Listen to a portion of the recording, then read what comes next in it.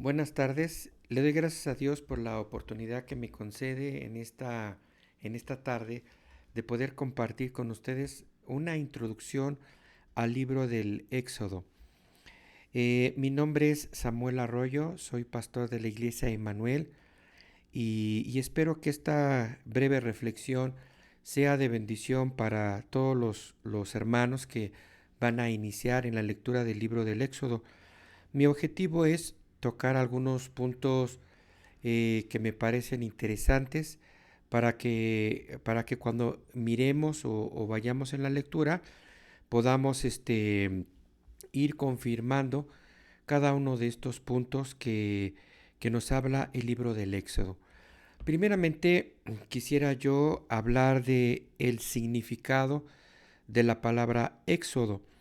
El significado de la palabra Éxodo, hermano, es en una transliteración al español se dice Shemot. Shemot en hebreo significa nombres. Y tal vez el libro del Éxodo, al principio yo lo podría leer así, dice, entonces los nombres de los hijos de Israel. Y cuando dice la palabra nombres, eso significa éxodo. Shemot significa Shem y la palabra compuesta Shemot significa estos son los nombres.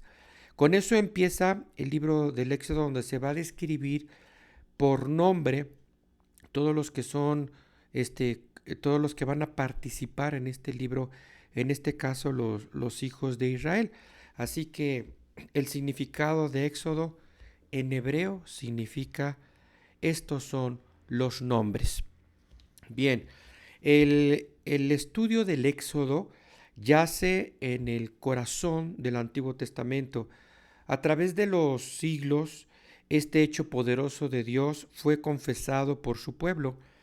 En el libro de Deuteronomio, en el Pentateuco 6:20, dice, mañana cuando te preguntaren tu hijo diciendo, ¿qué significan los testimonios y estatutos y decretos que Jehová nuestro Dios os mandó? Entonces esto fue impregnado ya cuando está el libro de Deuteronomio, ellos ya van a salir de los 40 años que se la pasaron en el desierto. También en la siguiente generación con Josué, en Josué 24:5 se dijo así, y yo envié a Moisés y a Aarón y herí a Egipto conforme a lo que hice en medio de él y os saqué. Es decir, fue un acontecimiento que está en todo el Antiguo Testamento y que nos recuerda la gran obra que Dios hizo con Israel. Fue predicado también por los profetas, fue contado por sus poetas y fue celebrado en la Pascua, por cierto, la más importante de sus fiestas y sus sacrificios. Por medio de este acontecimiento, palabras como redención y salvación entraron por primera vez en el vocabulario religioso de Israel. Desconocían estas palabras. Y en función de las palabras que son importantes, yo quiero tomar la primera pregunta de introducción al libro del Éxodo y quiero definir qué es la elección de Israel. El Antiguo Testamento, hermano, le advierte a Israel contra su orgullo por su elección. A veces los judíos pensaban que ellos habían sido elegidos por ser un pueblo grande, poderoso, imponente, pero la palabra de Dios nos recuerda en el libro de Deuteronomio, hermano, que no fue que Dios no los escogió en razón de su fuerza, de su grandeza, de su preparación, no. Dios, hermano, mostró su bondad, una bondad grande hacia este pueblo, y para eso está el libro de Deuteronomio 7:7, donde dice, no por ser vosotros más que todos los pueblos, os ha querido Jehová, y os ha escogido, pues vosotros erais el más insignificante de todos los pueblos. Así que la elección es de Dios, en su soberanía, en su bondad y en su amor, y no en la grandeza del pueblo de Israel. La elección los puso ahora a una mayor responsabilidad y a pruebas mayores que los demás pueblos. Dios los eligió y entra en un compromiso con ellos y ellos tienen que responder. Otra pregunta que yo quisiera hacer es Éxodo y la libertad. Una razón más que abona el significado del Éxodo es que subraya la importancia de la libertad humana. En este comienzo, Israel fue una nación de hombres que fueron libres, pero fueron sacados de la esclavitud. Este hecho los hizo valorar su libertad como un don de Dios y que lo guardaron celosamente durante generaciones. Nunca más ellos se conformaron a ser esclavos de ninguna nación o de ningún hombre.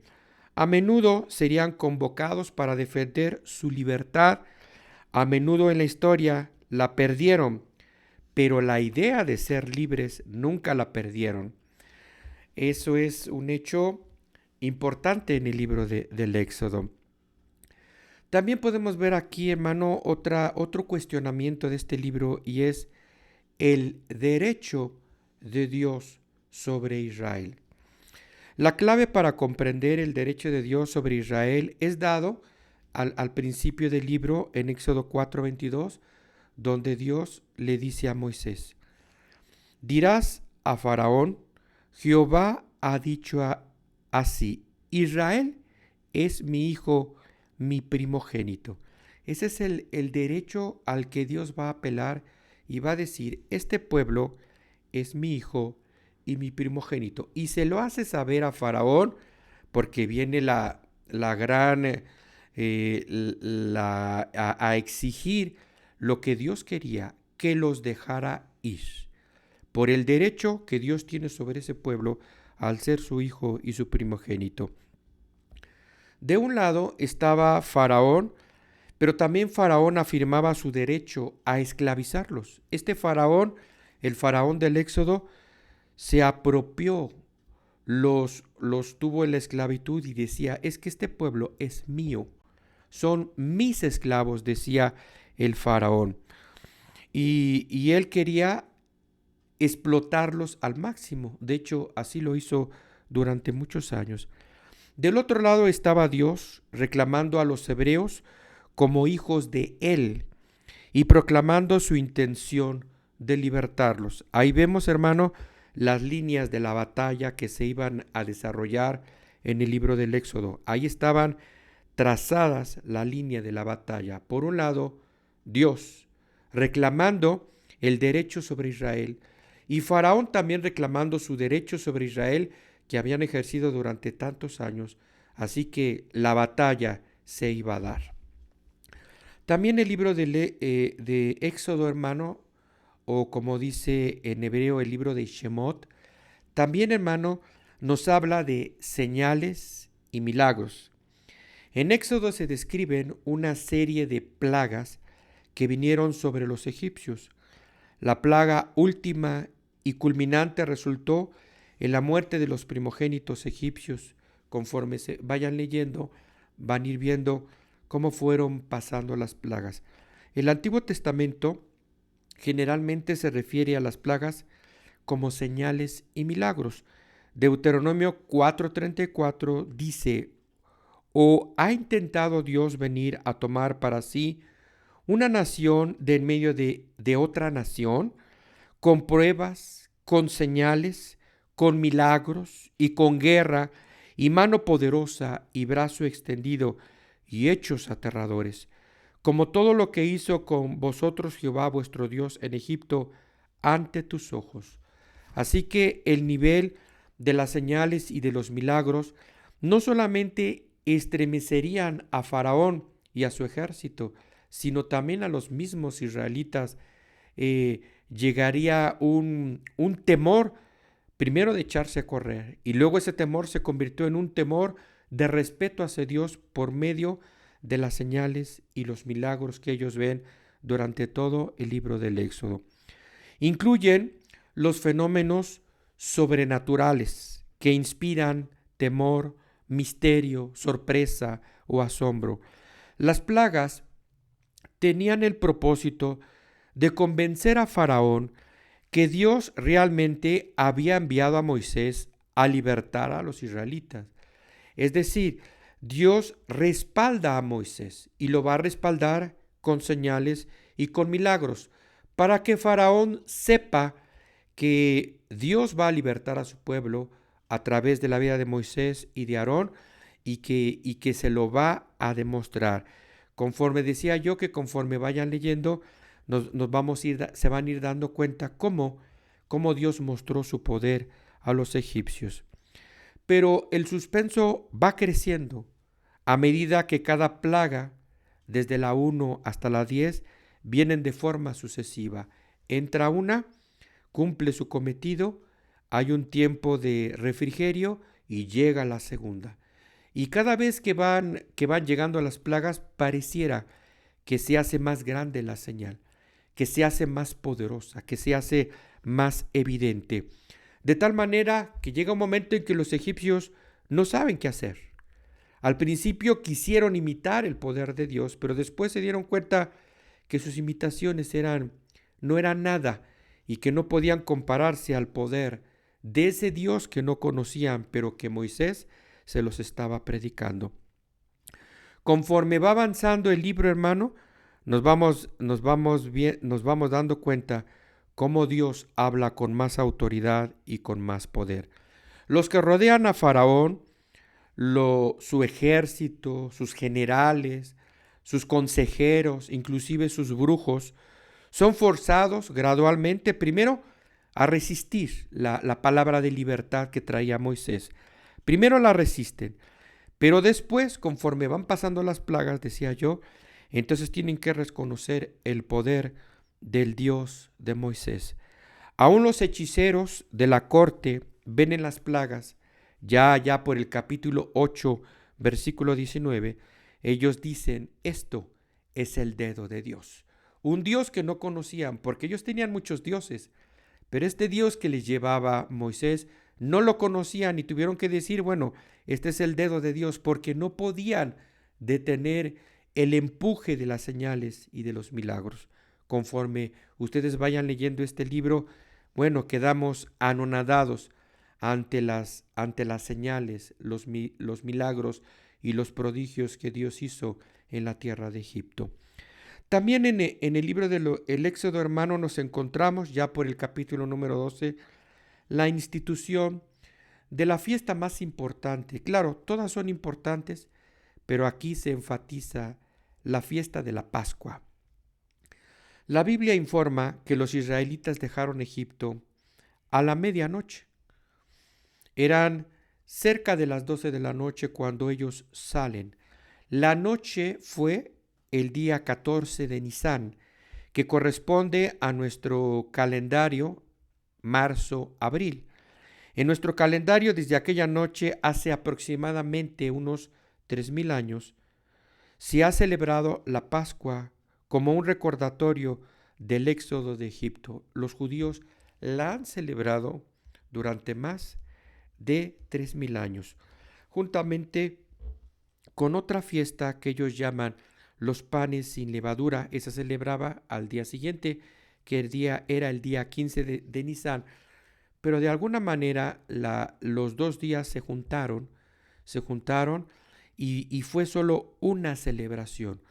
Por eso dice en esta línea cómo ellos fueron aprendiendo y fueron asimilando su primera fiesta religiosa e importante para ellos, que era la Pascua. Moisés dio instrucciones detalladas para la observancia de esta Pascua. Obviamente, el centro estaba en un cordero para la Pascua. Este cordero debía de ser elegido el día 10 del mes, según Éxodo capítulo número 12. Debía de ser un cordero que tenían que verificar, un cordero que fuese sin defecto alguno. De ahí la importancia de revisar al animalito. Lo que este animalito en la primera Pascua significaría para los judíos, primero, la preparación. A Dios no le podemos dar lo que nos sobra, le tenemos que dar lo mejor. Y por eso preparaban el cordero pascual que no tuviera ningún defecto. Ahora, ellos sabían, Moisés les enseñó que lo tenían que sacrificar. Esta era una celebración familiar. Es decir, la primera Pascua se llevó a cabo en las casas. Y seguramente todas las veces que ellos la fueron celebrando, es una celebración no en el templo, sino en las casas. El significado era las casas.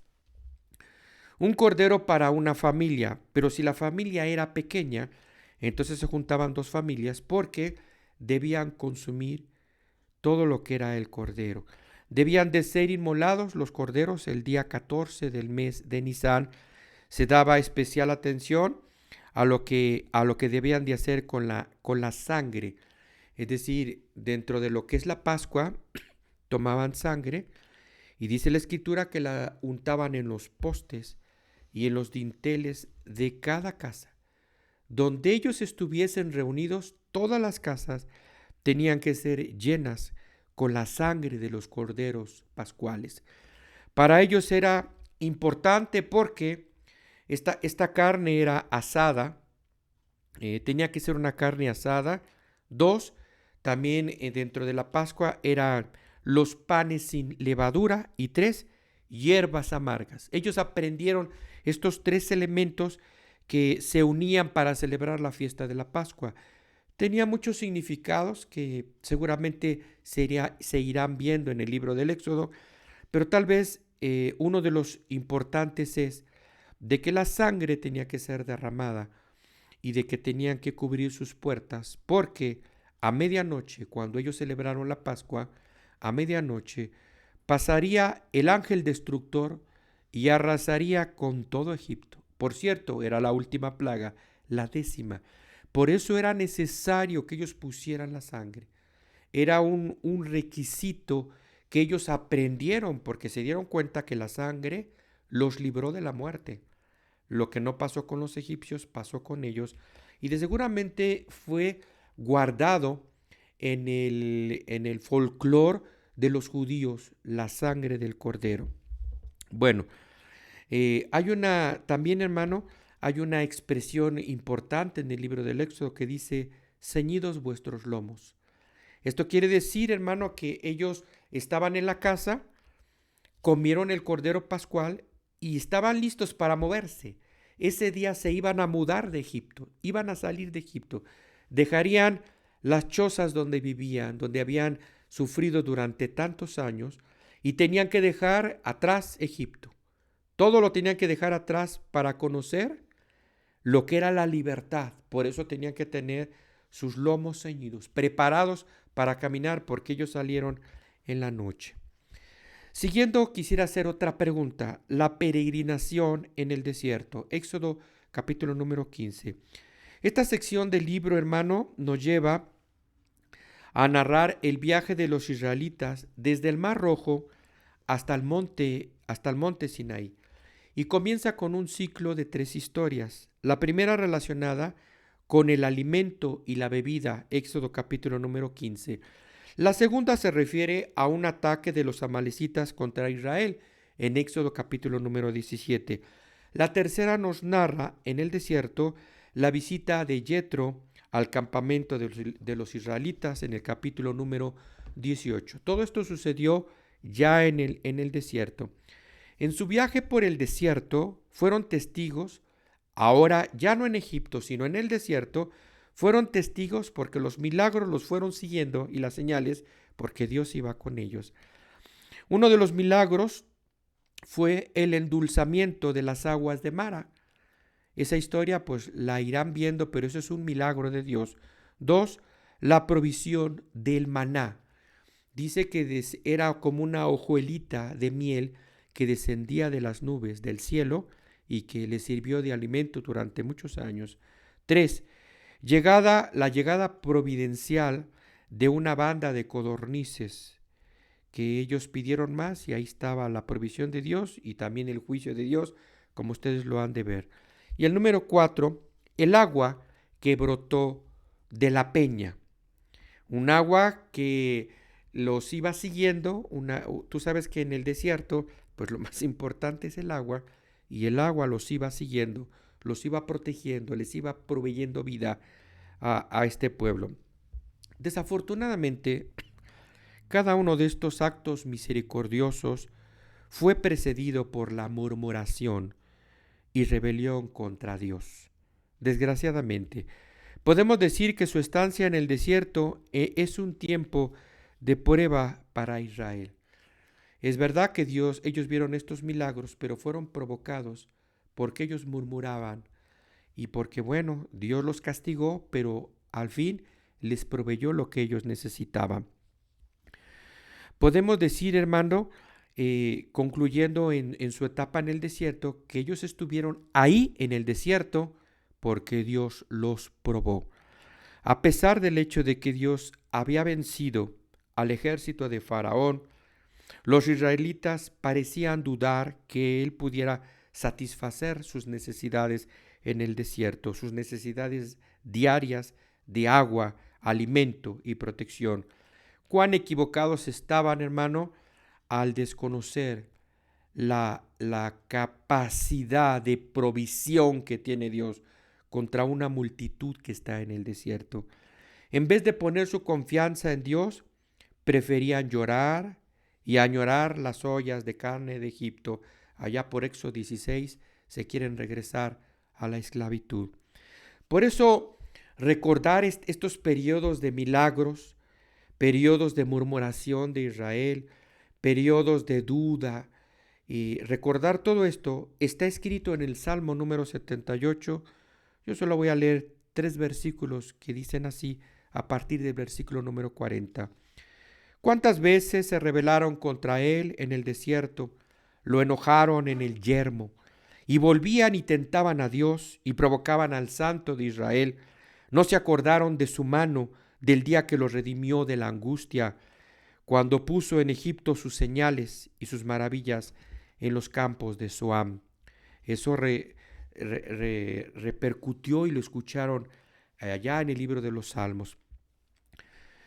También quisiera mencionar el pacto y el compromiso. Ya estoy en Éxodo capítulo número 19. Según Éxodo 19, los israelitas llegaron a Sinaí unos 3 meses después de haber salido de Egipto. Su permanencia en este lugar duró aproximadamente 1 año. Se tardaron 3 meses en llegar al Sinaí, y ya una vez en el Sinaí se quedaron aproximadamente casi 1 año, según Números 10 del 11 al 12. Durante este periodo que pasaron ahí, pasaron 3 hechos significativos, hablando del pacto y el compromiso. Primero, Dios aparece a Moisés en la montaña con toda su gloria y con todo su poder. 2, la proclamación de los 10 mandamientos. Fueron más, pero los 10 mandamientos es la pauta que Dios les quiere enseñar acerca del pacto y el compromiso que Dios va a hacer con ellos. Tenían que aprender a respetar la ley de Dios. Y 3, Moisés sería el gran mediador. Aquí empezamos a aprender la idea del mediador, porque Israel no podía acercar, es más, no quisieron acercarse a Dios. Ellos pidieron un mediador, y el mediador sería Moisés. La meta final del pueblo que dejó Egipto no era más que alcanzar un monte distante. La meta final era encontrarse al Dios viviente y entrar en pacto con Él. Creo que ese es el corazón del Éxodo, entrar en un pacto con Dios. La obediencia de este pacto los llevaría a 3 bendiciones. Serían mi especial tesoro, dijo Dios.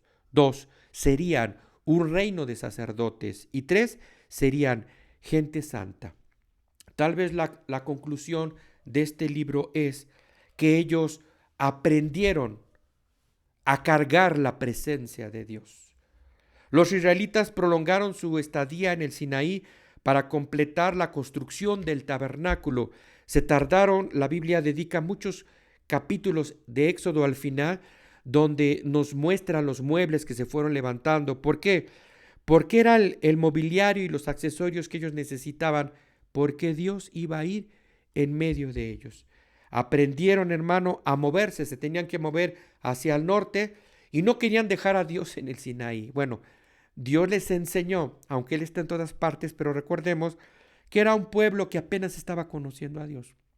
Entonces, por eso dedica el libro del Éxodo tantos capítulos para el mobiliario del tabernáculo, las cortinas y todo lo que eso implica, para que ellos supieran que Dios viajaba con ellos. Y yo creo que terminaríamos con la gran, la gran lección que Moisés aprendió cuando una vez ellos murmuraron allá en Éxodo 33:15, y con esto termino, donde Dios le dijo, donde Moisés, perdón, le dijo a Dios: si tu presencia no ha de ir con nosotros, entonces no nos saques de aquí. Moisés sí entendía la importancia de la presencia de Dios que los acompañara para conquistar la tierra. Bien, dicho esto, he hecho un análisis muy rápido de lo que es el libro del Éxodo, de Shemot, y espero que sea de bendición para todos ustedes, todos los que la escuchen, sea de bendición en su lectura diaria que van a tener acerca de este libro, y que se recuerden de todas las lecciones tan importantes que hay en este libro, aunque no las apliqué a nosotros, pero ya habrá tiempo en la lectura que ustedes hagan para que las apliquen a su propia vida. Bien, dicho esto, pues le doy gracias a Dios porque me permitieron compartir con ustedes esta breve introducción al libro del Éxodo, y les deseo que disfruten su lectura y que la paz de Dios sea con todos ustedes. Bendiciones y amén.